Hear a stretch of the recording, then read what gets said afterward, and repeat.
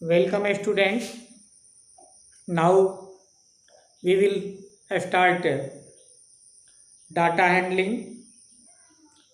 Data handling is the most important branch of the mathematics. In our usual life, data and data handling is the most useful terms. At first, we should know that the information collected in different cases is called data, and it is usually collected in the context of a situation that we want to study. It means in our daily life, in different activities, we collect the information and give them a suitable system that is called data.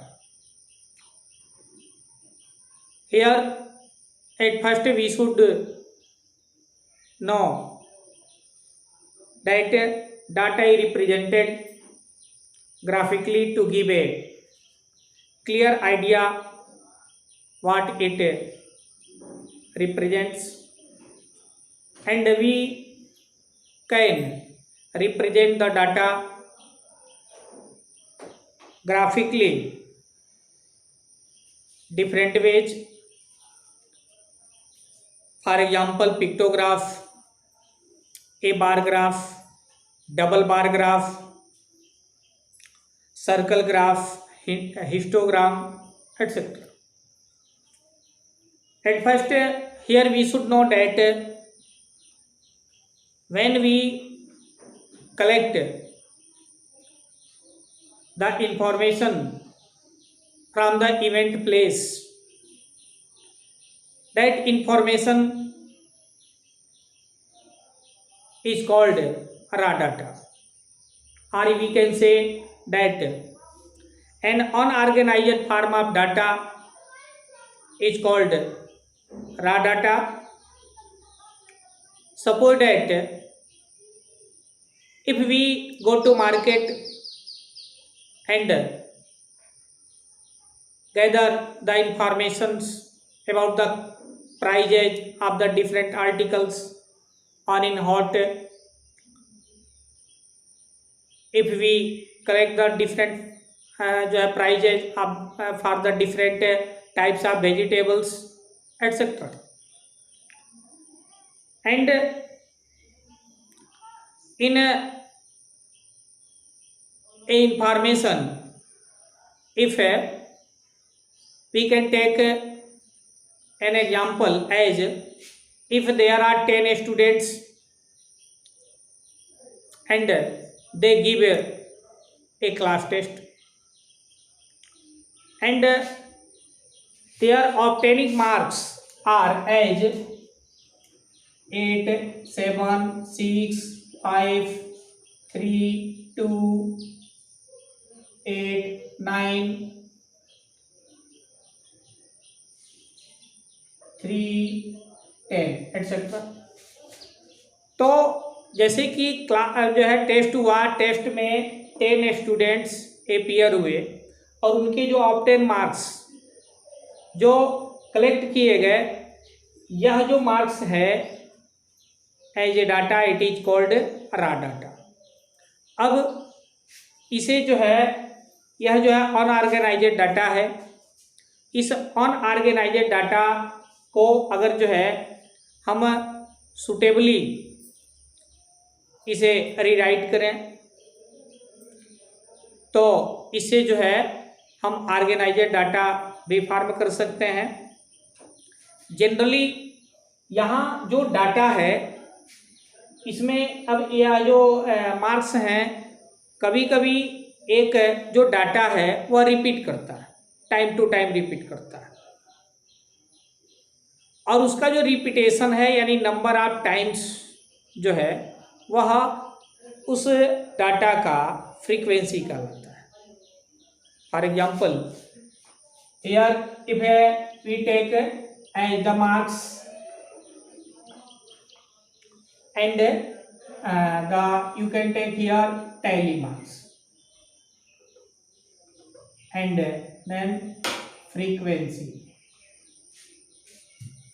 यानी इस informations को यदि जो है हम एक system देना चाहते हैं तो हियर मार्क्स टैली मार्क्स, यहाँ जो टैली मार्क्स है एन ओल्ड प्रोसेस है, एक सिस्टम है जिससे जो है हम इजीली काउंट कर सकते हैं। टैली मार्क्स में जो है जो सिंबल के द्वारा जो है नंबर्स को रिप्रेजेंट किया जाता है। यहाँ पहले देखें, अब मार्क्स को जो है हम ऐसे 2 जो मार्क्स इसमें यूज हुआ है जैसे 2, 3, 5, 6, 7, 8, 10। अब यहाँ इस पूरे इंफॉर्मेशन में 2 जो है 1 टाइम्स आया है, टैली मार्क्स यहाँ हो गया 1, फ्रीक्वेंसी भी हुआ 1। नाउ 3, अब 3 देखें 1 and 2 times, so it's frequency 2। Now 5 1 time, so it's frequency also 1। 6 1 time, so it's frequency also 1। 7 1 time, इसका भी फ्रीक्वेंसी 1 हो गया। 8 1 and 2 टाइम है, सो इसका फ्रीक्वेंसी 2 हो गया। अगेन 9 1 टाइम है और फिर 10 1 टाइम है 1। इस तरह से जो है यहाँ जो डाटा है इसमें जो इंफॉर्मेशन मिला है, अगर इंफॉर्मेशन यह रिपीट करता है तो उसे उसकी फ्रीक्वेंसी कहेंगे। यहाँ जो है एक चीज जैसे कि यहाँ ये जो टैली मार्क्स यूज किया गया है, यह टैली मार्क्स काउंट करने की एक विधि है, एक प्रोसेस है।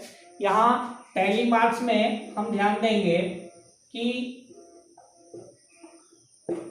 टैली मार्क्स में ऐसे 1 2 3 4 और 5 काउंट करना हो तो ऐसे काउंट करते हैं, 6 7 8 9 और ऐसे जो है 10। यह जो है काउंट करने का एक प्रोसेस है, एक सिस्टम है जिसे डाटा हैंडलिंग में यूज किया जाता है। Now here we should know that an unorganized form of data using tally marks and frequencies is called frequency distribution data। जैसे कि अभी आपको एक डिस्ट्रीब्यूशन दिखाए भी हैं, अगर यही डिस्ट्रीब्यूशन लार्ज हो तो फिर इसे हम दूसरे तरीके से ग्रुपिंग डाटा के रूप में भी ऑर्गेनाइज कर सकते हैं। जैसे कि यहाँ टेस्ट में 10 स्टूडेंट्स अपीयर हुए थे तो 10 स्टूडेंट्स के मार्क्स को जो है हम इजीली रिप्रेजेंट कर दिए। If there are 20 or more than 20 50 students तो उसे जो है हम ग्रुपली जो है डाटा के रूप में रिप्रेजेंट करते हैं, that is called grouping data. For example if there are 20 students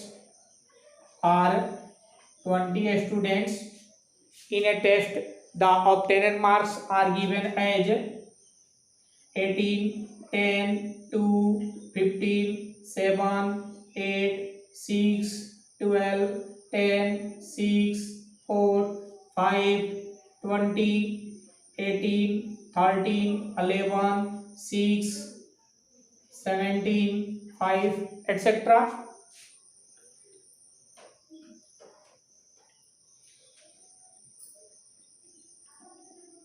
एक और नंबर लिख लें 4।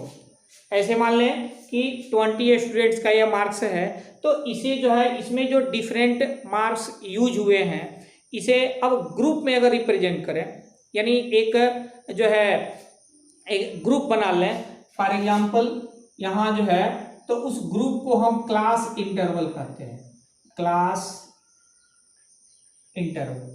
जैसे कि अब एक ग्रुप बना लेते हैं 0 to 5 मार्क्स का, या 0 to 4, अब 4 to 8, 8 to 12, 12 to 16 और 16 to 20, इसे ग्रुप में डिवाइड कर लिया।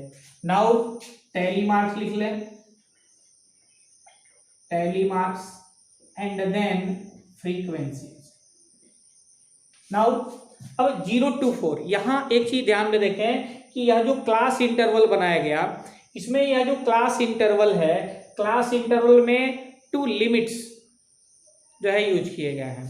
यह जो क्लास इंटरवल है यह 0 to 10, यहाँ 0 जो है यह लोअर क्लास लिमिट कहलाएगा, it is lower class limit, lower class limit.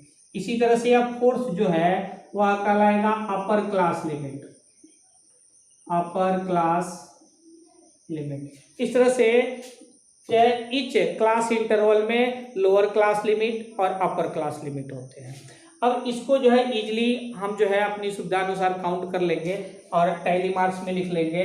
जैसे अब देखें यहाँ 0 to 4 है, तो 0 to 4 में हम काउंट कैसे करते हैं, 0। अब जैसे यहाँ भी 4 है, यहाँ भी 4 है, तो हम जो फर्स्ट जो क्लास इंटरवल है इसमें जो अपर क्लास लिमिट है उससे एक कम काउंट करते हैं, यानी 0 to 3 काउंट करेंगे, 0 to 3 काउंट करेंगे।